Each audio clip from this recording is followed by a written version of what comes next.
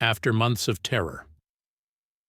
From my husband's obsessed ex, we finally escaped her grasp. Now we're rebuilding our lives and finding peace again.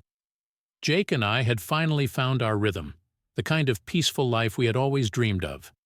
Our days were filled with work, shared hobbies, and quiet evenings together.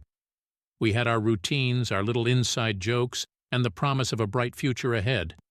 But all of that changed the day Claire reappeared. It started innocently enough. Jake had mentioned Claire to me before, a relationship that had ended years ago, long before we met. He had spoken about her briefly, explaining that they had gone their separate ways amicably. So when Claire showed up out of the blue, I didn't think much of it. After all, what harm could come from an old ex crossing paths with us? The first encounter happened on a Saturday morning. Jake and I were out for a walk in the park, enjoying the fresh air and each other's company. We were talking about our plans for the day when I noticed a woman approaching us. She was smiling, her eyes locked on Jake. As she got closer, I realized it was Claire. "Jake!" she called out, her voice bright with excitement. "I can't believe it's you!" Jake stopped in his tracks, clearly caught off guard. "Claire? Wow, this is unexpected. What are you doing here?" "I just moved back to town," she replied, her smile widening as she glanced at me. "I'm settling in, getting used to the old haunts again. It's so good to see you." Jake introduced me, and I offered a polite smile. But there was something about Claire's energy that made me uneasy. She was overly enthusiastic, her attention on Jake almost too intense. But I brushed it off, telling myself I was just being paranoid. Claire didn't stay long. After a few minutes of small talk, she excused herself, saying she had errands to run but that she hoped to catch up with Jake sometime soon. As she walked away, I couldn't shake the feeling that something was off. "That was strange," I said as we continued our walk. Jake nodded, frowning slightly. "Yeah, it was. I haven't seen Claire in years. I didn't even know she was back in town." "Do you think she's trying to rekindle something?" I asked, trying to keep my tone light but unable to hide the hint of concern in my voice. Jake laughed, though it sounded a bit forced. "No, I don't think so. We ended things on good terms. She's probably just being friendly." I nodded, trying to push the unease out of my mind. But as the days went by, it became harder to ignore. Claire started showing up more frequently. We'd run into her at the grocery store, at the gym, even at our favorite coffee shop. Each time she would greet Jake with that same overly familiar smile, acting as if they were old friends reconnecting. At first, I told myself it was just a coincidence, but the more it happened, the more it felt deliberate. Then the messages started. Jake began receiving texts from an unknown number. They were casual at first. "Hey, it's Claire. Hope you're doing well." Or, "Saw something today that reminded me of you." Jake showed them to me, brushing them off as harmless, but I could see the discomfort in his eyes. "She's just being friendly," he said, trying to reassure me. "It's nothing to worry about." But the texts kept coming more frequently and with a tone that became increasingly personal. Claire would reminisce about their past, bringing up old memories and hinting that she missed those days. Jake stopped responding, hoping she would take the hint and back off, but instead, her messages became more insistent. One evening, after another message from Claire had popped up on Jake's phone, I finally voiced the concern that had been gnawing at me. "Jake, don't you think this is getting a little out of hand?" I asked, my voice tinged with worry. She's clearly not getting the message. Jake sighed, running a hand through his hair. "Yeah, I think you're right. I'll talk to her. Make it clear that we're happily married and that she needs to move on."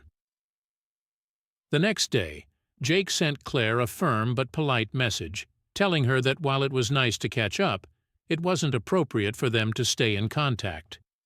He emphasized that he was committed to me and that their relationship was in the past. He showed me the message before sending it, and I felt a wave of relief, hoping this would finally put an end to Claire's unwanted attention. But it didn't. Instead of backing off, Claire's behavior escalated. The messages continued, but now they carried a more desperate tone. She began talking about how much she missed Jake, how she believed they had something special that couldn't be replaced. Jake didn't respond, but Claire didn't seem to care. Her messages became more frequent, more emotional, and increasingly unsettling. Then, one evening, there was a knock at our door. Jake and I were in the middle of dinner when we heard it. We weren't expecting anyone, and it was late for a neighborly visit. Jake got up to answer the door, and when he opened it, there stood Claire, holding a bottle of wine and smiling like nothing was wrong. "Hi, Jake," she said, her voice soft and sweet. "I was in the neighborhood and thought I'd stop by. I brought some wine. Thought we could catch up, just like old times." Jake's expression hardened, but he kept his voice calm. "Claire, it's late, and we're in the middle of dinner. I don't think this is a good idea." Claire's smile faltered for a moment, her eyes flicking to me before returning to Jake. "Oh, I didn't mean to intrude," she said, though her tone suggested otherwise. "I just miss our talks, you know. It would be nice to catch up." Jake shook his head, his voice firm. "Claire, I've made it clear that I'm happy with my wife. This isn't appropriate. You need to stop." For a moment Claire just stood there, her face unreadable. Then, without another word, she turned and walked away, the bottle of wine still in her hand. Jake closed the door and let out a long breath, leaning against it as if he could block out the entire encounter.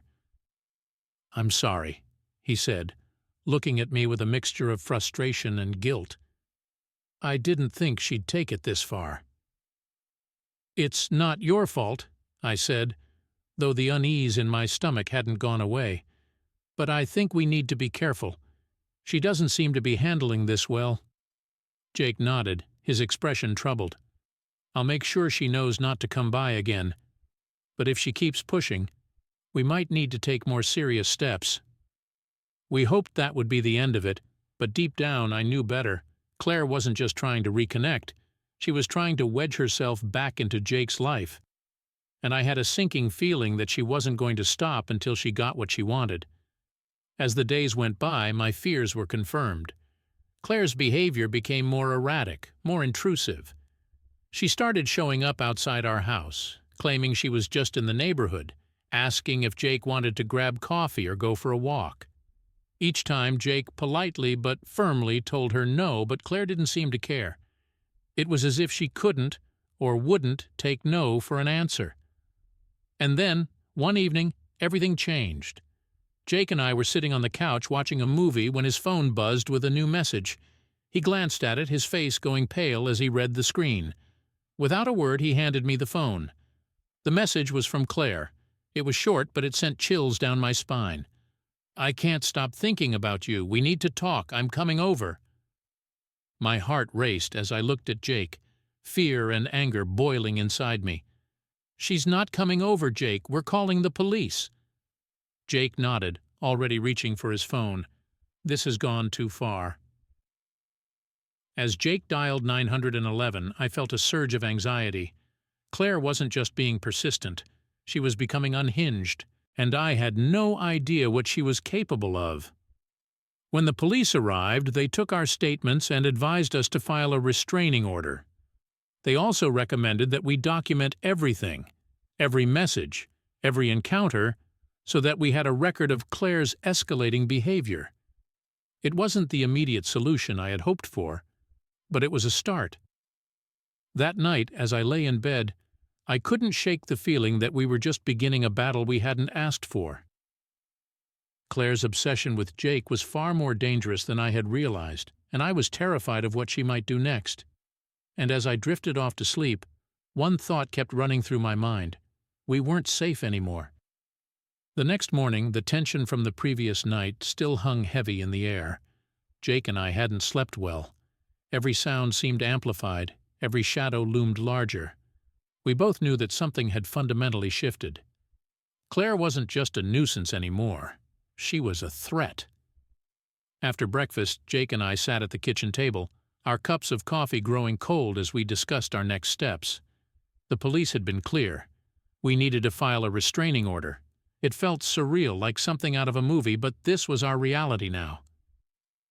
"We need to document everything," Jake said, his voice steady but laced with frustration. "Every text, every call, every time she shows up. We need to build a case against her." I nodded, feeling a pit of anxiety in my stomach. "I'll start saving all the messages, and I'll write down everything that's happened so far." Jake took a deep breath, running a hand through his hair.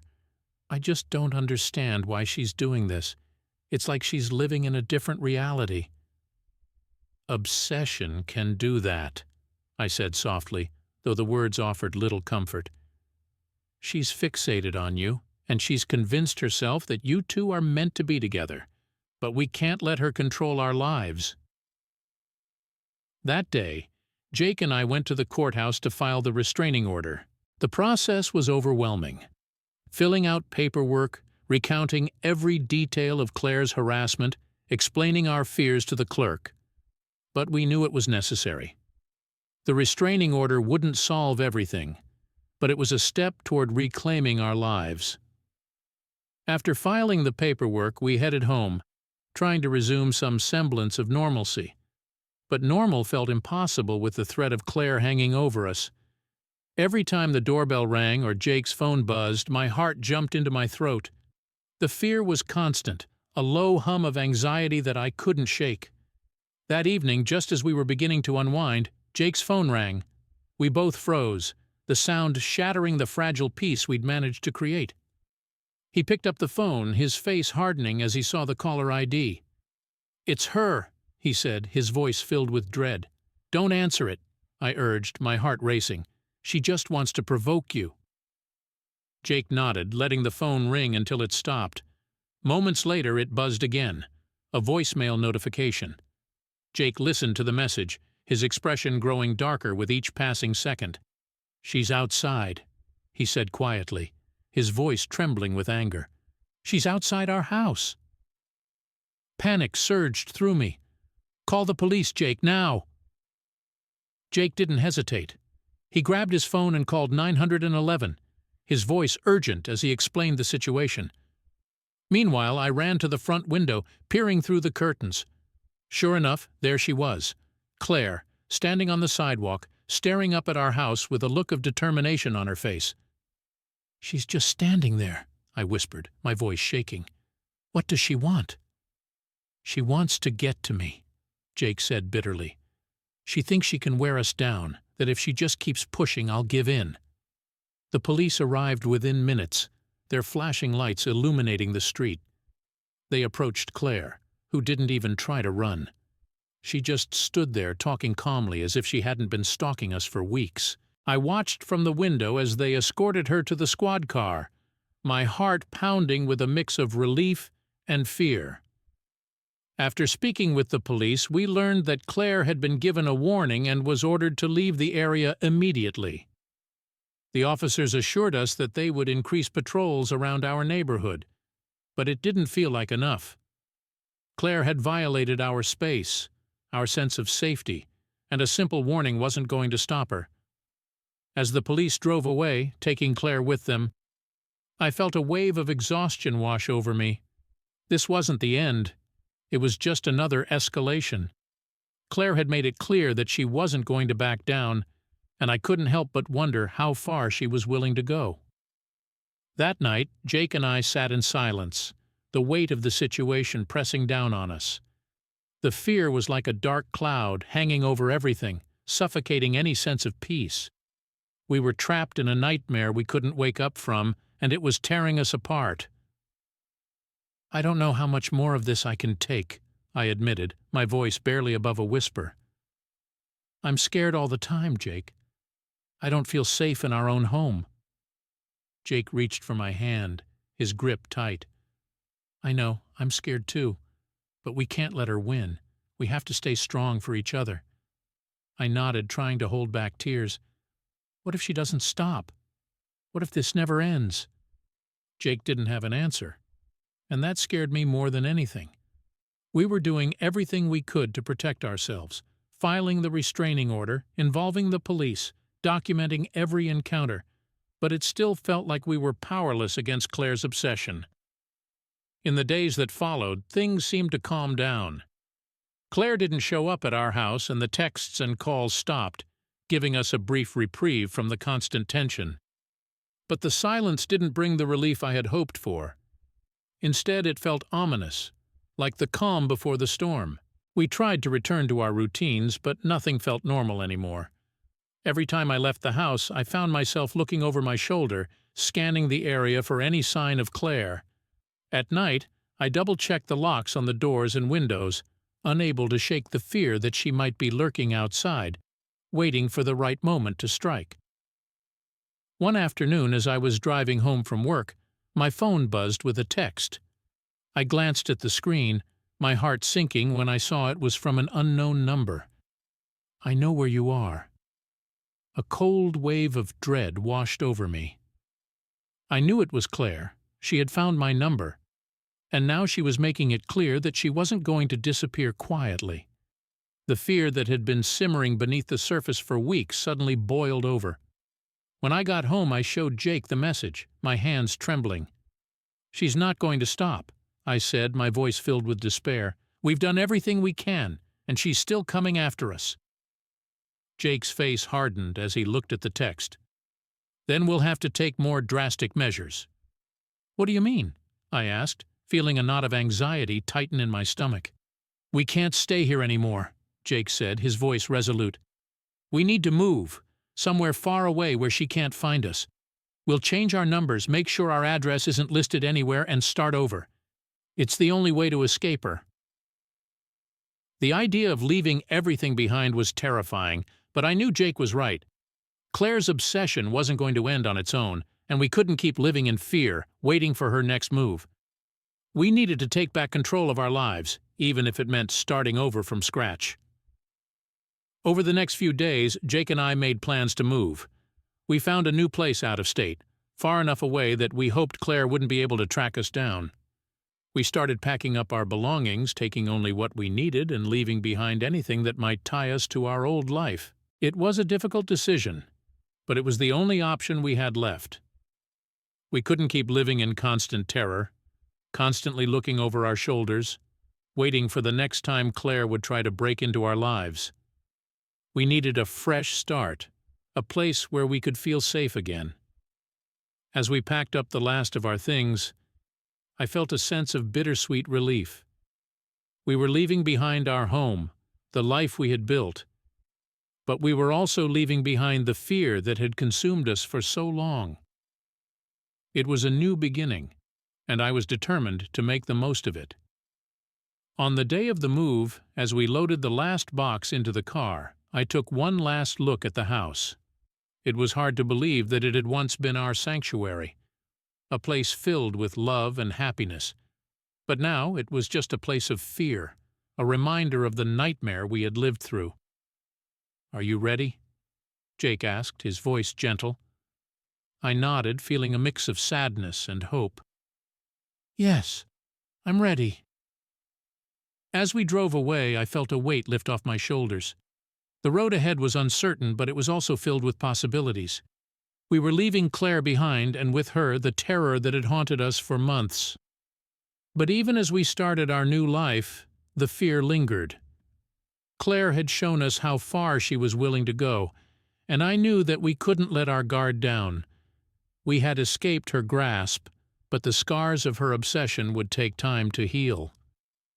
As we settled into our new home, I held on to the hope that we could finally find peace, that we could rebuild our lives and move forward. It wouldn't be easy, but with Jake by my side, I knew we could face whatever challenges came our way. We were starting over, and this time we were determined to take back our lives and find the happiness that had been stolen from us.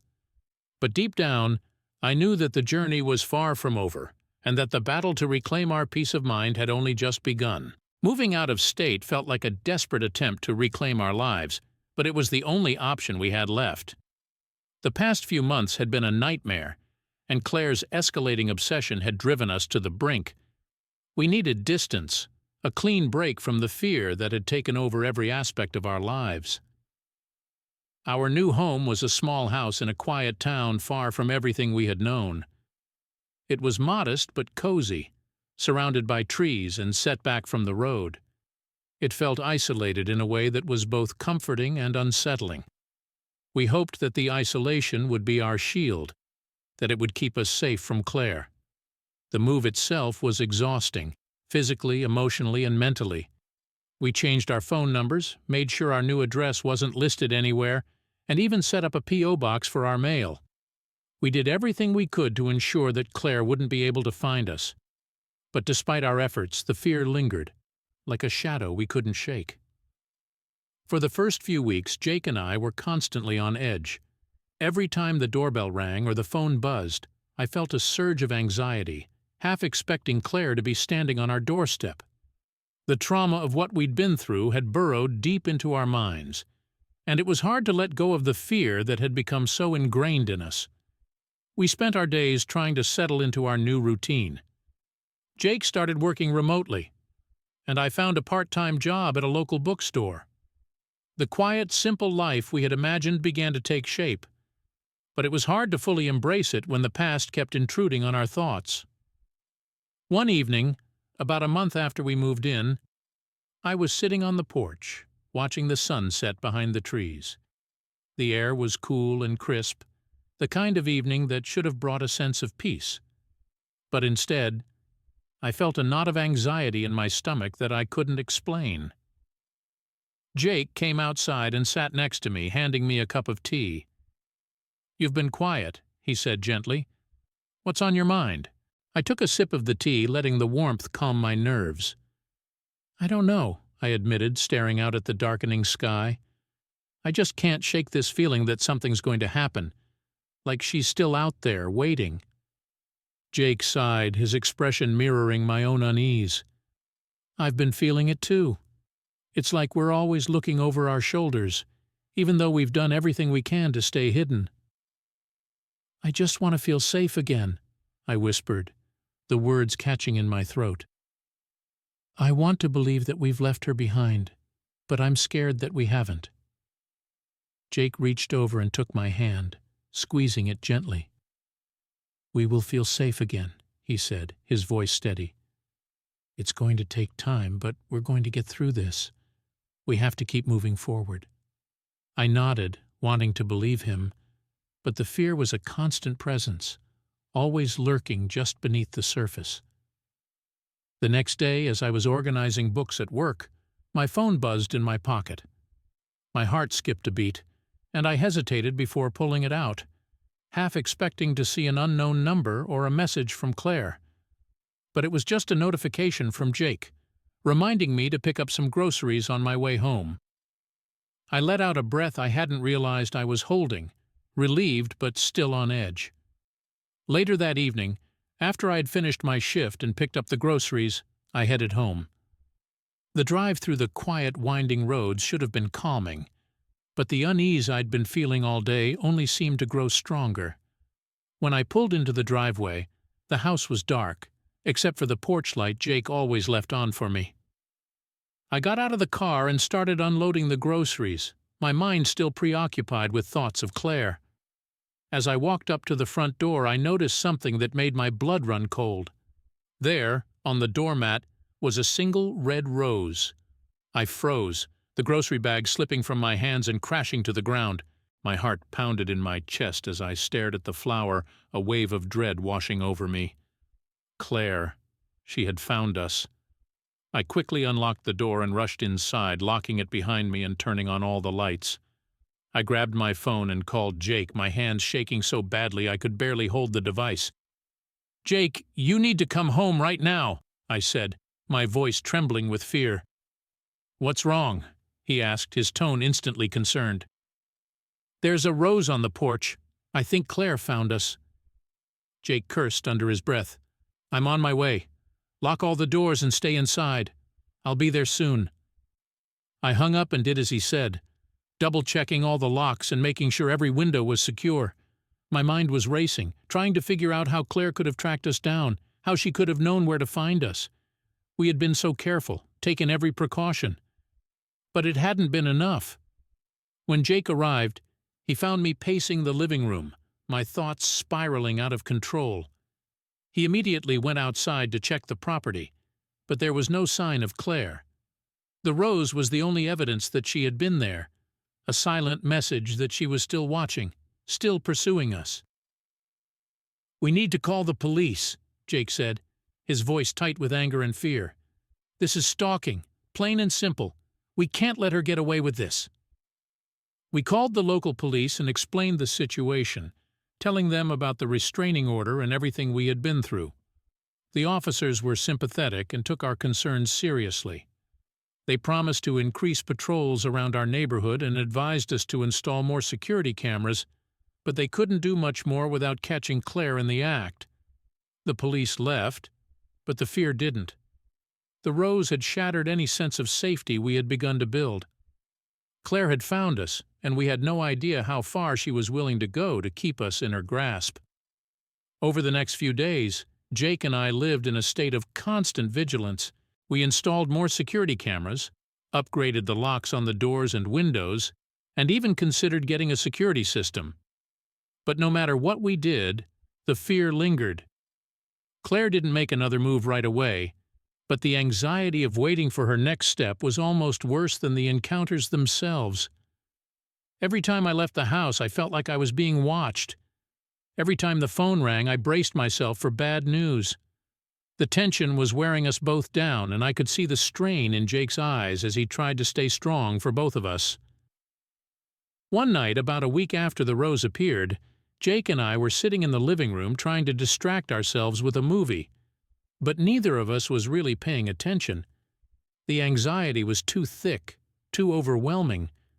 Then suddenly the security system we'd installed outside buzzed. Jake and I both froze, our eyes locked on the monitor that showed the feed from the cameras. At first we couldn't see anything, just the empty driveway and the dark, quiet street beyond.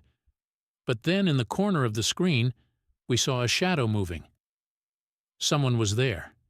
Jake jumped up, his body tense with fear and anger. "Stay here," he said, his voice low and firm. "I'm going to check it out." "No, Jake, don't." I started to protest, but he was already at the door, grabbing a flashlight and heading outside. I watched the monitor, my heart pounding in my chest as Jake cautiously approached the side of the house where the shadow had been. The seconds felt like hours as I waited, terrified of what he might find. Finally, Jake reappeared on the screen, his expression grim. He came back inside, closing the door behind him and locking it. "It was her," he said, his voice tight. "She left another rose, this time by the back door." I felt a wave of nausea wash over me. "How is she finding us? How is she doing this?" "I don't know," Jake said, running a hand through his hair in frustration. "But this isn't going to stop until she's caught." We called the police again, and they took another report. But it felt like we were stuck in a never-ending cycle. Claire was out there watching us, and no matter what we did, she always seemed one step ahead. The fear was becoming unbearable. We had tried so hard to escape her, to start over. But she had found a way to track us down, to invade our lives once again. I didn't know how much more of this we could take. But then, one day, everything changed. It was a quiet afternoon, and I was at home trying to distract myself with some work. The anxiety had become a constant companion, and I had developed the habit of checking the security cameras every few minutes, just to make sure Claire wasn't lurking nearby. But that day, when I checked the cameras, I saw something I hadn't expected. Police cars pulling up outside the house. My heart raced as I went to the door, opening it just as an officer approached. "Ma'am," the officer said, his tone calm but serious, "we have news about Claire." "What is it?" I asked, my voice trembling. "She's been arrested," he said. "We found her in the next town over, attempting to break into someone else's home. When we ran her information, we discovered the restraining order and the reports you filed. She's in custody now, and she'll be facing multiple charges." I felt a wave of relief so overwhelming that my knees nearly gave out. Claire was finally in custody. The nightmare was over. The officer assured me that Claire would be held without bail and that she would be facing serious consequences for her actions. She wouldn't be able to hurt us anymore. When Jake came home and I told him the news, I saw the tension in his shoulders finally ease. We had been living in fear for so long, constantly on guard. But now, for the first time, it felt like we could finally breathe. That night, Jake and I sat on the porch, the cool breeze gently rustling the leaves of the trees. The fear that had gripped us for months was still there, but it was beginning to fade. We had survived Claire's obsession, and now we were free to rebuild our lives. "We made it," Jake said quietly, his voice filled with relief. "She's gone." I nodded, feeling a sense of peace settle over me. We're free. It would take time to heal, to fully recover from the trauma we had endured, but for the first time, I felt like we could start to move forward, to find happiness again. As we sat together, watching the stars begin to twinkle in the night sky, I knew that the journey wasn't over. But with Claire behind bars, the future looked brighter, and I was ready to embrace it, one step at a time, with Jake by my side. With Claire behind bars, a weight had been lifted off our shoulders. The sense of relief was overwhelming, but it was mixed with exhaustion, the kind that comes after a long, relentless fight. Jake and I had spent months living in fear, constantly looking over our shoulders, but now, for the first time, we could finally see a path forward. The days following Claire's arrest were strange. We were no longer prisoners of our own anxiety, yet the habits we'd developed, checking the locks multiple times, glancing at the security cameras every few minutes, were hard to break. It was as if our minds hadn't caught up with the fact that the threat was gone. The tension that had been a constant presence in our lives was still there, lingering like a ghost. Jake and I spent a lot of time talking, trying to process everything we had been through. The fear, the anger, the helplessness. It had all taken a toll on us. But now, we had the space to begin healing. We knew it wouldn't be easy, but we were committed to finding our way back to a sense of normalcy. We also started therapy together, something we had both been putting off during the height of the chaos. Our therapist helped us navigate the complex emotions that had built up over the months, encouraging us to confront the trauma we had experienced and to find ways to move past it. Those sessions were difficult, often bringing up painful memories, but they were also a crucial part of our recovery.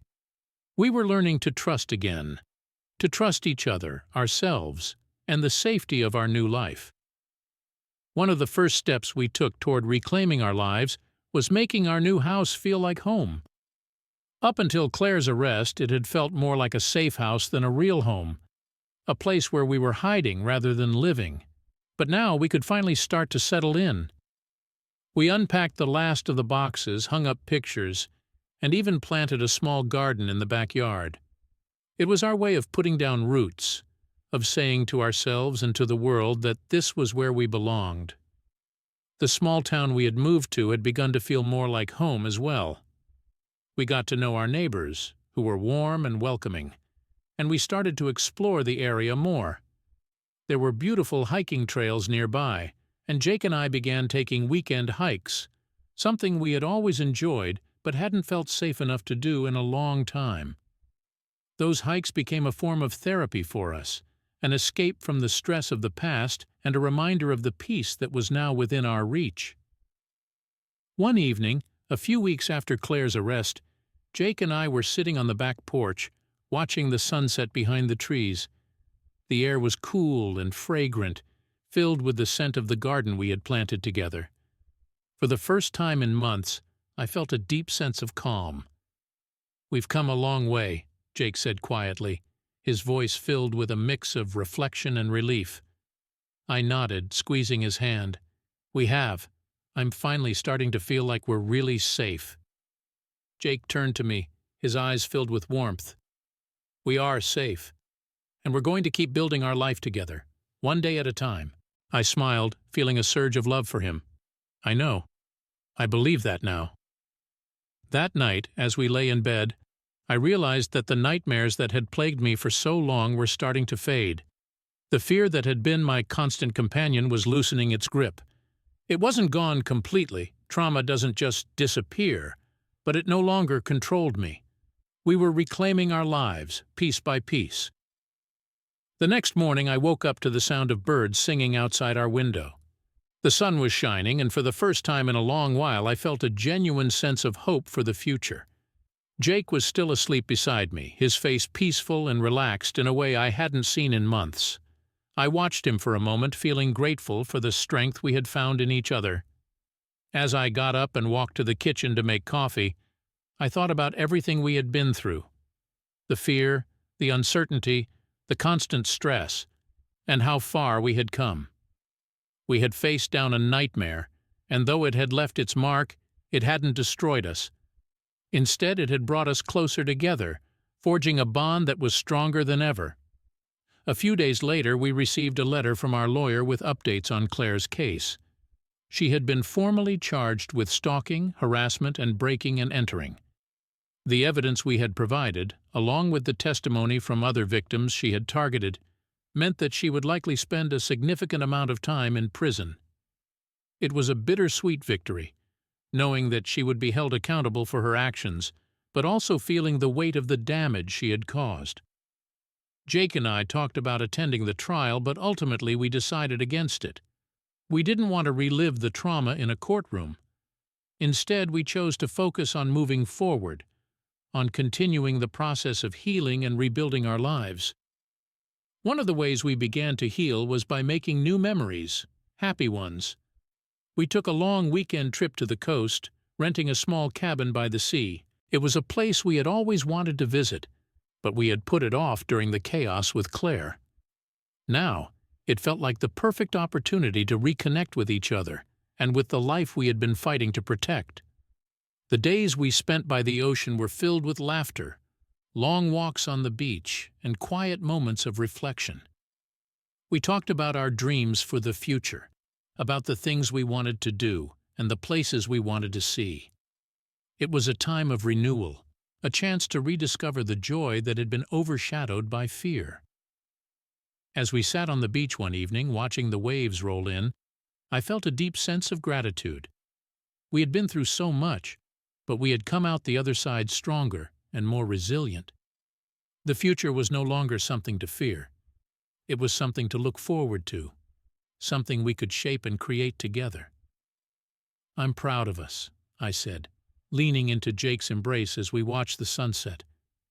"We didn't let her take this away from us." Jake kissed the top of my head, his voice filled with love. "No, we didn't, and we're going to keep moving forward no matter what." As the sun dipped below the horizon, casting a warm glow over the water, I knew that we were truly free. The terror that had once dominated our lives was behind us, and we were ready to embrace whatever came next. Thank you for following our journey. If you've ever experienced something similar, or if you're going through a difficult time, know that there is hope. Healing takes time, but it's possible to find peace and happiness again. I'd love to hear your thoughts, your stories, or any advice you might have. Let's support each other as we continue to move forward, one step at a time, toward a brighter future.